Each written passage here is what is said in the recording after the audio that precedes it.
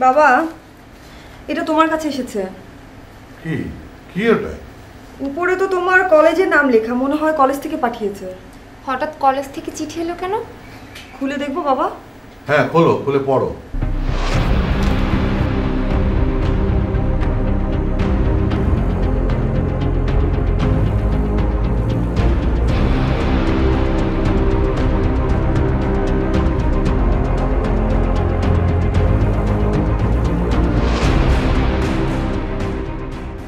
বাবা, কলেজ কর্তৃপক্ষ পাঠিয়েছে তোমাকে তোমাকে সাময়িকভাবে বরখাস্ত করা হয়েছে।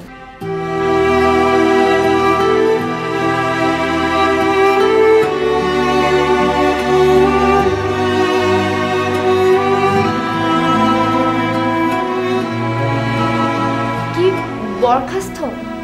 তার মানে বাবার আর চাকরি নেই? বাবা, ওরা এসব কি লিখেছে দেখো না। আহা, তুই এত প্রশ্ন কেন করছিস? বাবা, এটা তো বরখাস্তের কাগজ। করবেই তো। আমি তো খুব একটা বাজে কাজ করেছি, নিজের মেয়ের বয়সী একটা মেয়েকে। বাবা, তুমি এসব কি বলছো? তোমাকে কেউ ফাঁসিয়েছে, তুমি কি এটা বুঝতে পারছো না? তোমার সম্মান কারো সহ্য হয় না, তাই তো তোমার মানহানি করার চেষ্টা করছে। এসব কথা তুই কাকে বলবি, কাকে বোঝাবি? কেউ তো বিশ্বাস করবে না। আমি তো খুব একটা বাজে লোক। আমার 30 বছরের শিক্ষকতার অভিজ্ঞতা সব তো ধুলোয় মিশে গেল। কেউ বিশ্বাস করে না। ছাত্রছাত্রীদের প্রতি আমার ভালোবাসা, আমার মমত্ববোধ সব তো মাটির সাথে মিশে গেল রে মা, সব শেষ হয়ে গেল। বাবা, মানুষ অনেক খারাপ হয়। এই কলেজের জন্য তুমি কত কিছু করেছো, নিরলস পরিশ্রম করেছো, তারপরও ওরা এই কাজটা কিভাবে করলো?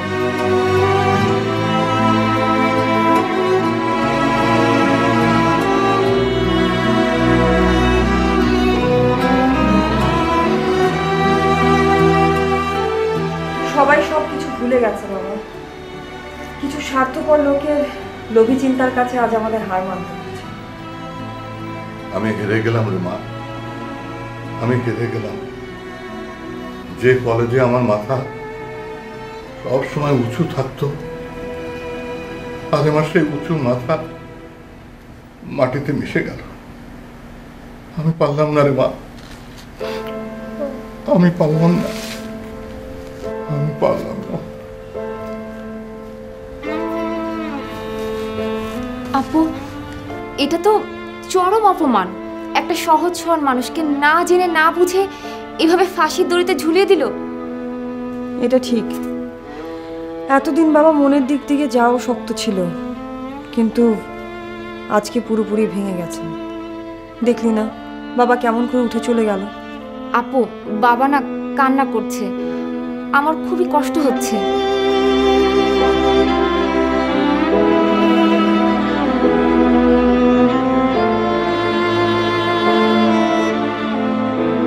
বাবাকে এভাবে ভেঙে পড়তে দেওয়া যাবে না।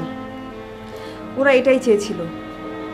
যখন দেখলো যে এত কিছু করার পরও বাবার মনোবল ভাঙছে না, তখন ওরা ওদের শেষ অস্ত্রটা নিক্ষেপ করলো, বরখাস্তের চিঠি পাঠালো। না, এটা আমি কোনোভাবেই হতে দিব না। আমি বাবাকে ভেঙে পড়তে দিব না।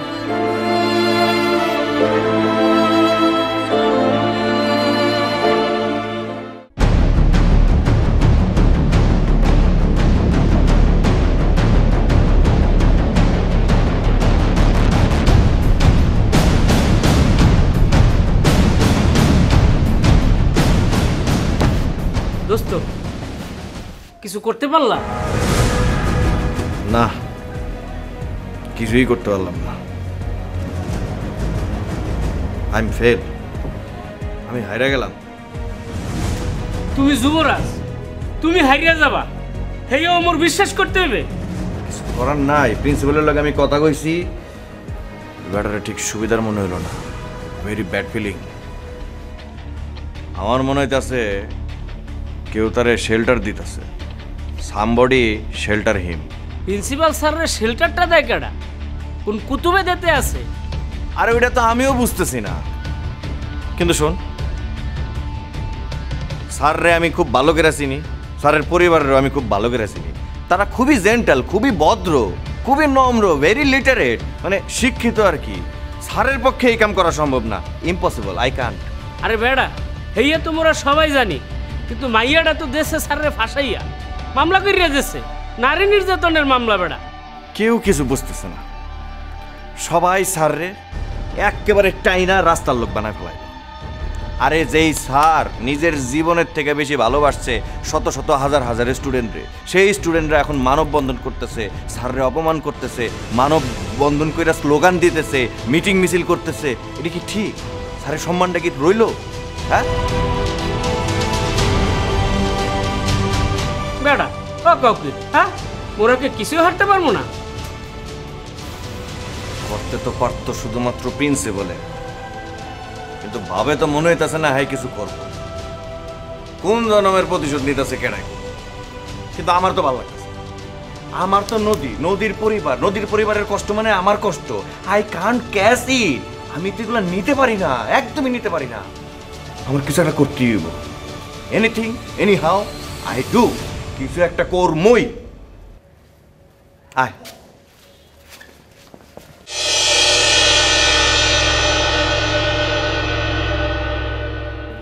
আই এম সরি স্যার, আপনার জন্য আমি আর বেশি কিছু করতে পারছি না।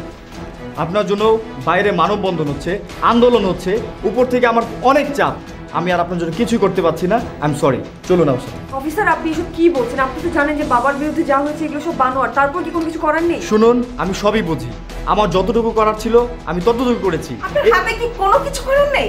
শুনুন, অনেক সময় চাইলে আমি কিছু করতে পারি না, আইনের গতিতে চলবে, এটাই নিয়ম। চলুন থাক থাক।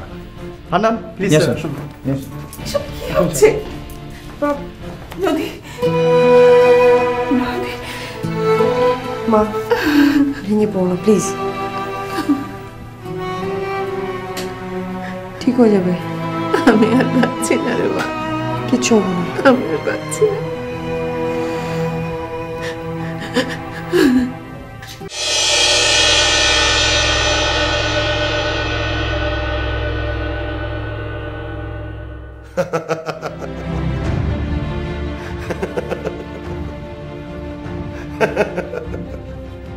ভাই ভাই কি হয়েছে আপনার? এরকম কিলকিল করে হাসতে তো কোনোদিন দেখিনি। কি সমস্যা আপনার? তোমার ভাই যা শুরু করেছে আল্লাহ সহ্য করবে না। মানুষের অভিশাপে তোমার ভাই পাগল হয়ে গেছে। ভাই ভাই আমার বউ কি বলেছে আপনি বুঝতে পেরেছেন তো? আমার বউ বলতেছে আপনি নাকি পাগল হয়ে গেছেন। আপনি কি সত্যি পাগল হয়েছেন ভাই? আবুল, মানুষ হাসে কিসে? সুখে। সুখেই হাসতেছি। আপনি তো তাহলে সব সময় হাসতেন, কারণ কারো না কারো ক্ষতি করছেন আর নিজের সুখে ভাসছেন। ঠিকই বলছো রূপালী, আমি তখনই সুখে থাকি যখন যেই কাজের পিছে লাগা থাকি আর কাজটা যদি সাকসেস হয় তখন আমার হাসি পায়। ভাই তাহলে তো মনে হচ্ছে আপনি যে কোনো একটা বিষয়ে সাকসেসফুল হয়েছেন। ভাই কি ঘটনা, কি মানে কি বিষয়ে সাকসেসফুল হয়েছেন আমাদেরকে একটু খুলে বলেন, তাহলে আমরা একটু হাসি। রূপালী, হাসির প্রস্তুতি গ্রহণ করো।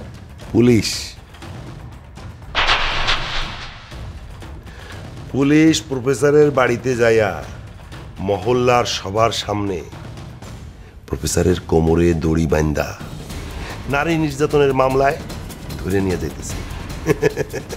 কি মর্মান্তিক! ছি, এই কারণে আপনি হাসছেন? কি মর্মান্তিক! তোমার ওই মর্মান্তিক দৃশ্যটা আমার বুকের মধ্যে আনন্দ তৈরি করছে, সাগরের ঢেউয়ের মতো সুখ তৈরি হইতেছে। দুঃখ একটাই, আমি এই প্রফেসরের মর্মান্তিক দৃশ্যটা নিজ চোখে দেখতে পারতাছি না। ভাই তাহলে এক কাজ করি, চলেন আমরা দুই ভাই সুপে সুপে কোন একটা জায়গায় যে খাপসিংয়ে ওই সুখের দৃশ্যটা দেখে ফেলি। চলেন। না, এখন যাওয়া ঠিক হইব না।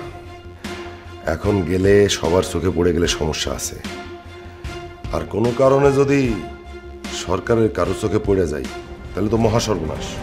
তুমি কোথায় যাচ্ছ? তুমি কোথাও যাবে না।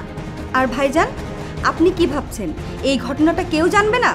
আমি না বললেও একদিন না একদিন ঠিকই এই ঘটনা প্রকাশ পাবে।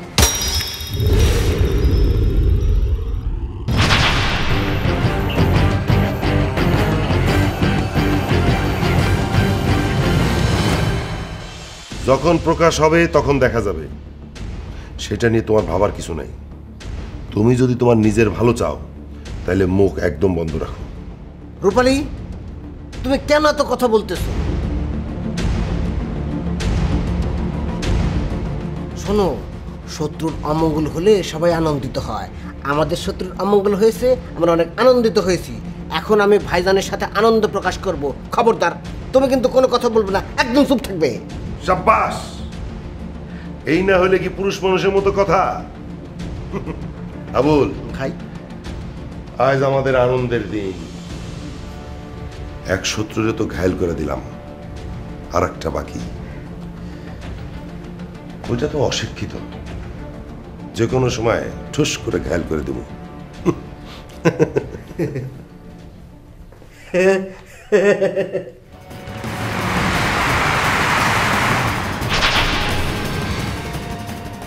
একটু হাসো, হাসলে বেশি ভালো লাগবে।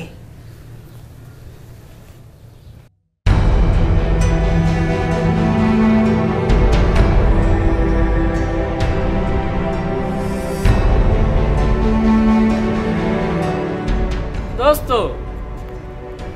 ও দোস্ত, চেহারা এরম করো না এগেসকা। স্যারের জন্য কিছু করতে পারলা না? খুব কষ্টে আছি রে, খুবই কষ্টে আছি। স্যাররে পুলিশ অ্যারেস্ট করছে। হ্যাঁ, এই কাউ কি স্যাররে ধরিয়ে লিয়ে গেছে? হ্যাঁ, ওই ম্যাডারে যদি পাইতাম তাহলে ওরা জিজ্ঞেস করতাম এই কাজটা কেন করছে, ওয়াই হি ডু ইট। চিন্তা করিয়া দেখা দোস্ত, যা তালুক না। ইস, কি যে কুফাড়া লাগছে, একটার পর একটা ঘটনা ঘটতেছে আর নদী আমার কাছ থেকে খালি দূরে সরে যেতেছে। আমি কোনোভাবেই বুঝাইতে পারলাম না যে নদী, আমি তোমারে যে কতটা ভালোবাসি তুমি জানো না। দোস্ত, এই মামলা কি অনেক শক্ত? স্যাররে কি বাইর করন যাইব না? তা যাইব, কিন্তু একটা সাক্ষী লাগবে। কিন্তু মাইয়া যেহেতু নিজে মামলা করছে, আর সাক্ষী দিব কি? মাইয়া তো আর নিজে গিয়া করে গিয়ে সাক্ষী দিব না। ওর পিছনে লম্বা কোনো হাত আছে, ওই কোনো না কোনো কাহিনী করতে চাইতাছে। ওই কাহিনী না করা পর্যন্ত থামবো না। দোস্ত, ওই মাইয়াটার লগে প্রফেসর স্যারের কি কাহিনী থাকতে পারে? গুটি, চরম লেভেলের গুটি হইছে। আমার তো মাথায় কিছু ঢুকতেছে না। বাপেরে করছিলাম সন্দেহ, দিছিও ঝাড়ি, কিন্তু বাপের চেহারা দেখে মনে হয় না বাপে এই কাজটা করছে। অন্য কোনো প্রজাতির গোষ্ঠী অন্য কোনো কারণে বোধহয় কামটা করছে। অন্য কেউ আবার কেডা হইতে পারে? যেই হোক, somebody else। এই যুবরাজের কাছ থেকে বাঁচতে পারবো না। একবার যেহেতু টার্গেট করছে, হাতের নাগালে আইবই। Just wait and see and time.